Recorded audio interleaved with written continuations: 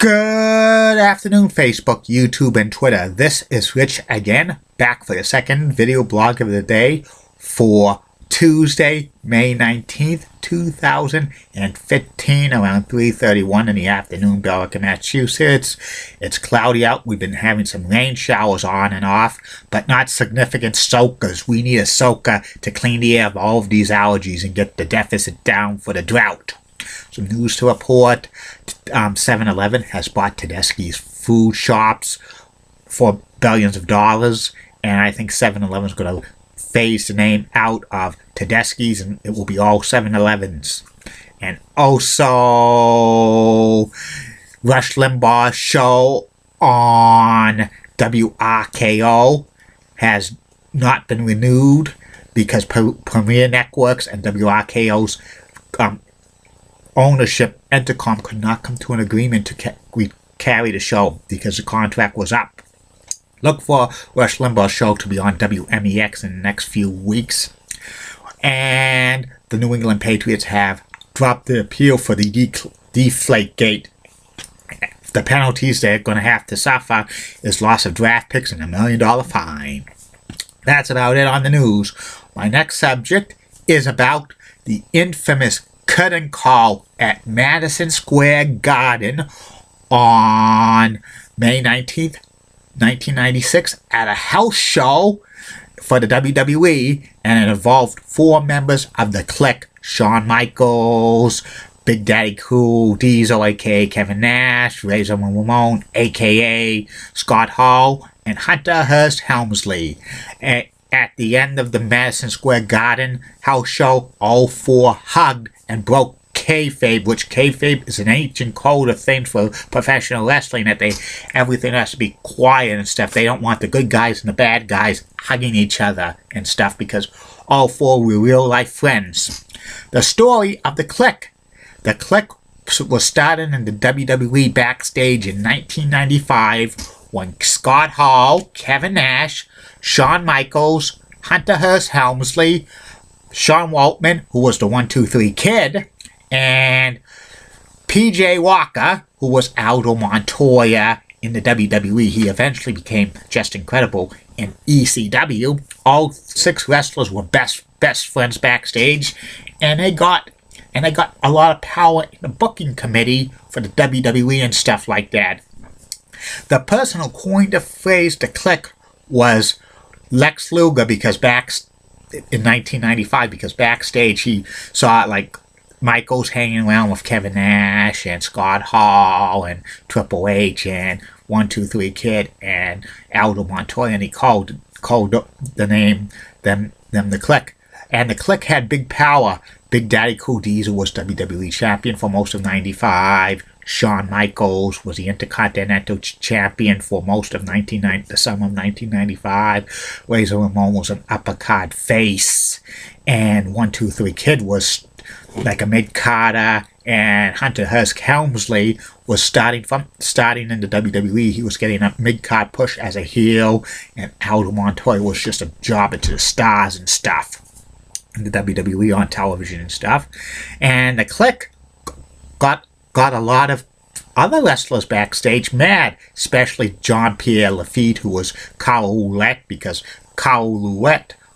Jean-Pierre Lafitte was supposed to be Big Daddy Cool Diesel at a house show in his hometown of Montreal, Canada by countout, but the thing was changed, and Jean-Pierre Lafitte didn't wrestle Diesel. He wrestled Shawn Michaels for the Intercontinental title, and Shawn Michaels won by disqualification, stuff like that.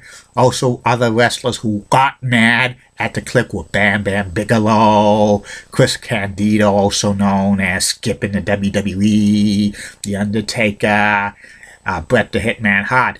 Bret the Hitman Hart was asked to join the kliq by Shawn Michaels and Big Daddy Cool and Razor Ramon backstage, but Bret Hart declined it.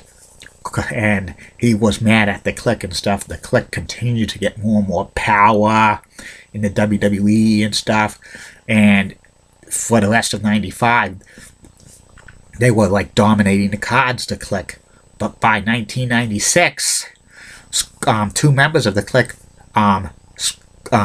Scott Hall and Kevin Nash WWE contracts were up for renewal, and WCW were making overturns to get Razor Ramon and Diesel to come to WCW. At first, both Scott Hall and Kevin Nash did not want to really go to WCW because they were down there before in the early 90s, and they did not get too much of a push and stuff. They were like low mid-carders or like jobbing and stuff. Plus, both of them got terrible gimmicks. Like Scott Hall had the Diamond Stud gimmick, which was, decent, but it was not great. He was hooked up with Diamond Dallas Page, who was a manager in the WCW back in the early 1990s, and Diesel got one bad gimmick after another, like Master Blaster and Oz and Vinny Vegas. All three was like, comic heroes. He didn't really want to go back to WCW because they were afraid they would get another crappy gimmick, but they were being offered big time money. And both of them eventually in February 1996 gave the WWE 90 days notice to return to WCW. And also, like Shawn Michaels at this time was one of the most popular wrestlers in the WWE. He was slated for a long run as WWE Champion. He won the WWE Championship at WrestleMania 12 by beating Shawn Michaels, and Shawn Michaels beat Bret the Hitman Hart in an Iron Man match at WrestleMania 12 to win the WWE Championship and get a long run with the title. And Diesel was like jobbing out to The Undertaker and some other wrestlers and before he was going,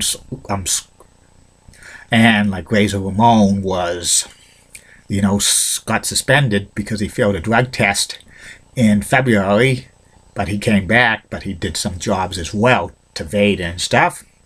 And Triple H was still getting a push, Hunter Hearst Helmsley and stuff, and Hunter Hearst Helmsley was slated to win the King of the Ring in 1996 pay-per-view. And in 1, 2, 3 Kids, Sean Waltman suffered a couple of concussions. He was eventually let go by the WWE in the spring of 1996.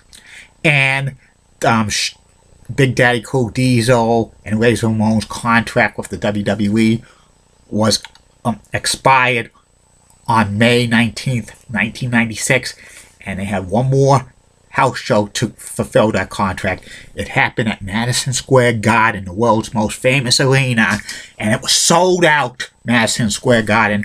2 of the matches on the card. One was Razor Ramon facing off against Hunter Hearst Helmsley.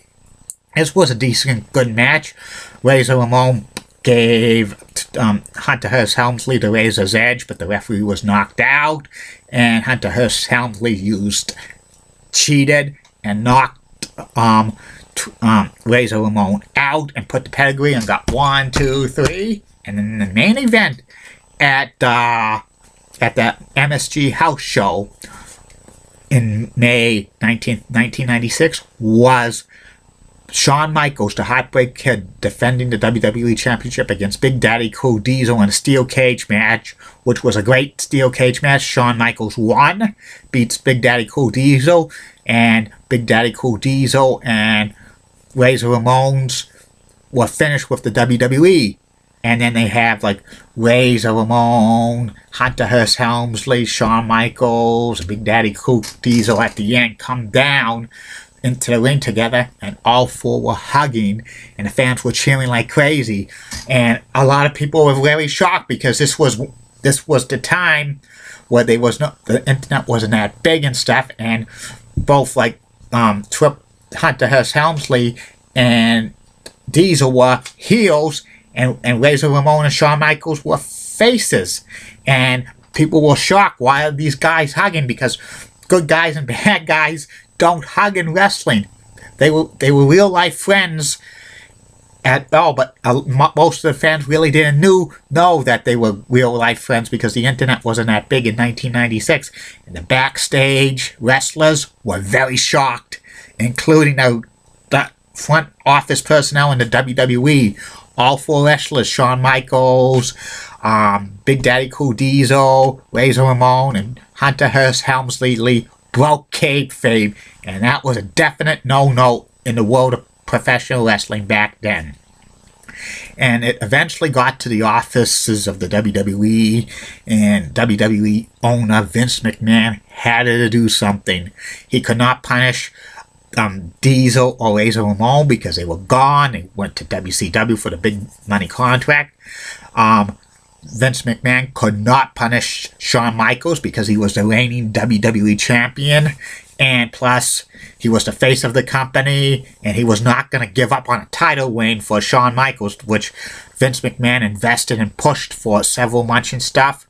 He could not punish Shawn Michaels, though that left one person to get punished. That was Hunter Hearst Helmsley. Hunter Hearst Helmsley got the punishment. He because of the curtain call incident of like the hugging and breaking kayfabe.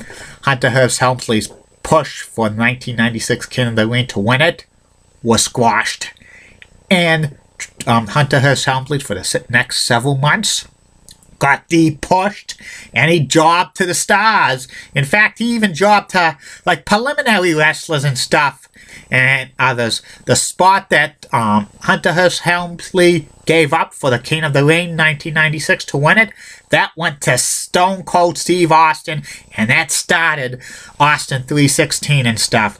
Hunter Hearst Helmsley's punishment ended in October of 1996 when he won the Intercontinental title against Mark Mello and stuff.